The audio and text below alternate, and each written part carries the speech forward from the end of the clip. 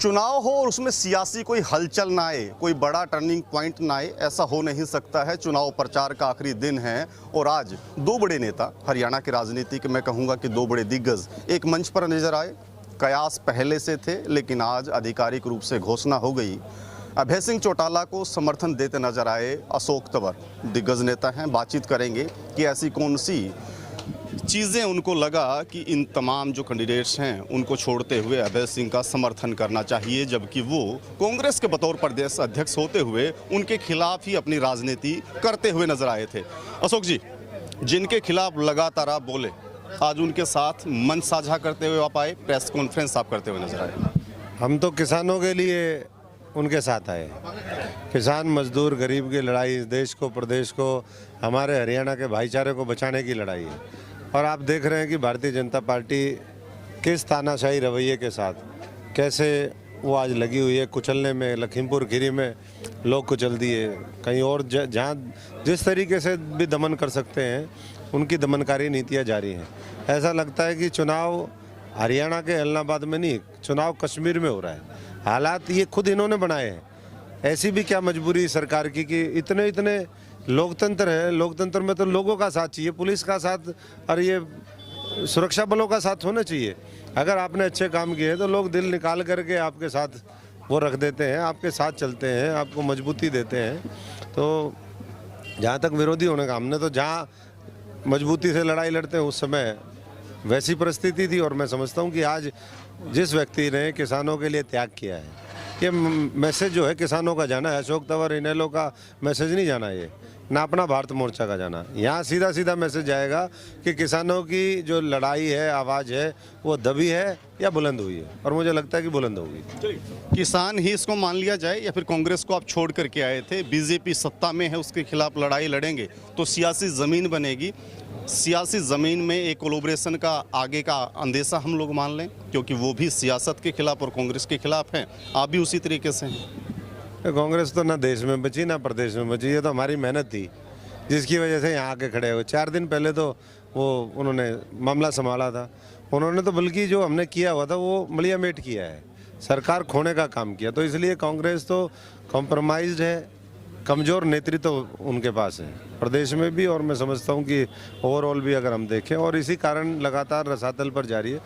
अब ये सब मानने लगे हैं कि कांग्रेस आने वाले समय में लड़ाई नहीं लड़ सकती भारतीय जनता पार्टी। जिस तरीके का उनके पास संसाधन है, साधन है, जिस तरह की वो राजनीति करते हैं, जिस तरीके से हर क्षेत्र को उन्होंने पूरे अपने कंट्रोल में ले लिया है, तो नया विकल्प ही मुझे लगता है कि देश में और प्रदेश में वो भाजपा का विकल्प हो सकता है। और उसकी ज़मीन तो तैयार कर ही रहे हैं। हुड्डा साहब ने भी दौरे किए, दीपेंद्र जी भी यहाँ से लगातार गाँव में लोगों को वोटों की अपील करते हुए नजर आए। उनके दौरे को लेकर के आप क्या देखते हैं, किस तरीके से सोचते हैं, मात्र दौरे थे या कुछ और?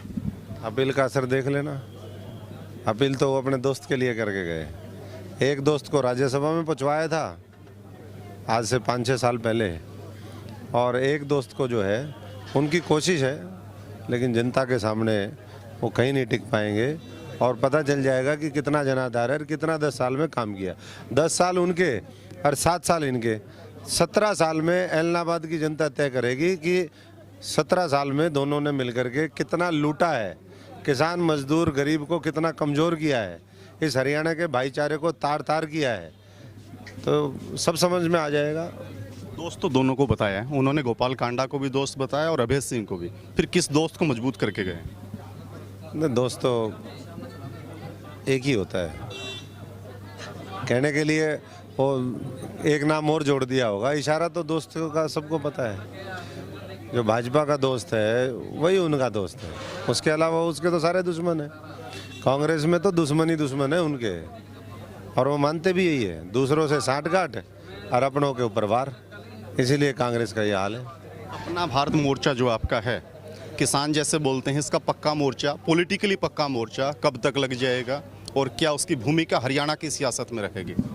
हमने तो कहा कि पूरे देश में जो किसान, गरीब, मजदूर, साधारण परिवार के लोगों को आगे लाने की लड़ाई लड़ेगा, नौजवानों को नया नेतृत्व देगा, महिलाओं की रक्षा और सुरक्षा का संकल्प जिसका होगा, अपना भारत मोर्चा पूरे देश में उनके साथ खड़ा रहेगा।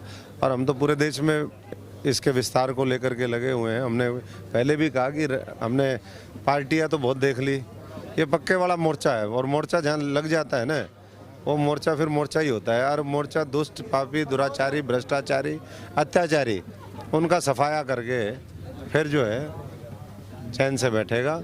अपना भारत मोर्चा को बहुत लोगों ने प्यार दिया, रिस्पांस दिया। और सच्चाई में बताऊं कि जब मैं कांग्रेस में इतनी मेहनत करता था 25-30 साल, मुझे लगता था मैं 18-18, 20-20 घंटे काम करता हूं, ऊपर वाला क्यों करवा रहा है। लेकिन आज समझ में आता है वो लोगों के दिलों के अंदर आज भी जगह है। और जब हम उनको गए, मेरे पास लोगों के फ़ोन आए, हज़ारों लोगों के ऐलनाबाद से फ़ोन आए पिछले 15-20 दिन के अंदर, जब से चुनाव शुरू, कि तंवर साहब करना क्या है। मैंने कहा मैं आऊँगा आपके पास और आप ही से पूछूंगा कि करना क्या है, और फिर हम मिल कर के फैसला लेंगे। और हम मिल कर के फैसला लिया। 95% लोगों ने कहा कि किसान के पक्ष में जो लोग हैं उनके साथ आप खड़े हो, किसी दूसरे के मत खड़े हो जाना। कुमारी सैलजा के कार्यकाल को कैसे देखते हैं? ये तो जो देखने वाले हैं वो देखेंगे। ये आपका नज़रिया, मैं आपके रिमार्क्स चाहूँगा इसके ऊपर। मैं रिमार्क्स में किसी को वो नहीं करना चाहता। जो लड़ाई हुड्डा साहब के खिलाफ आपने लड़ी थी, वो कुमारी सैलजा भी लड़ पा रही हैं या नहीं लड़ पा रही हैं? वो तो बहन भाई दोनों हैं, और बहन भाई दोनों मिल कर के वो औरों का इलाज करते हैं, फिर एक दूसरे का इलाज करते हैं। अब दोनों में देखना है कि कौन बचेगा, कांग्रेस में कौन बचेगा। मैंने पवन बेनीवाल को भी ये बात कही, मैंने कहा भाई आपके खिलाफ बड़ी साजिश है और आपको तीसरे नंबर पे ले जाने के लिए पूरा जोर लगाएंगे, और बच सकते हो तो इनसे बच लेना। तो एक ने कहते हैं कि टिकट दिवाई, दूसरा हराने में लगा हुआ है। एक ऑडियो भी आपका जारी हुआ था। ऑडियो तो कौन से वाला पता नहीं मुझे, लेकिन वो एक पुराना ऑडियो भी किसी ने जारी किया। आजकल तो टेक्नोलॉजी है, कौन सा निकाल के कब दिखा दें, क्या उसमें मिक्सिंग कर दें। हमारा ऑडियो तो एक ही है कि भाई मजबूत करो उन ताकतों को जो मजबूती से आपके साथ खड़े हो सकें, और इस देश के निर्माण में, इस देश को बचाने में, अपने हरियाणा को आगे ले जाने में जिनकी भूमिका हो सके। और उसमें मुझे लगता है कि आज अभय चौटाला जो INLD के उम्मीदवार हैं वो उपयुक्त हैं इस ऐलनाबाद हल्के के लिए। बहुत बहुत शुक्रिया सर आपका। तो अशोक तंवर थे। सियासत को लेकर के उन्होंने जिस तरीके की बातें कही हैं, हालांकि अपने पत्ते नहीं खोल पाए हैं, शायद खोलना भी नहीं चाहेंगे, एक सही समय की ने इंतज़ार रहा होगा। लेकिन अभय सिंह चौटाला को लेकर के स्पष्ट शब्दों में कहा है कि वो किसान और किसानी के मुद्दे पर उन्हें समर्थन देते हैं, ना कि इसे लगातार और निरंतर मान लिया जाए। अपने सहयोगी अजीत के साथ मैं रुद्रा राजेश कुंडू, ऐलनाबाद।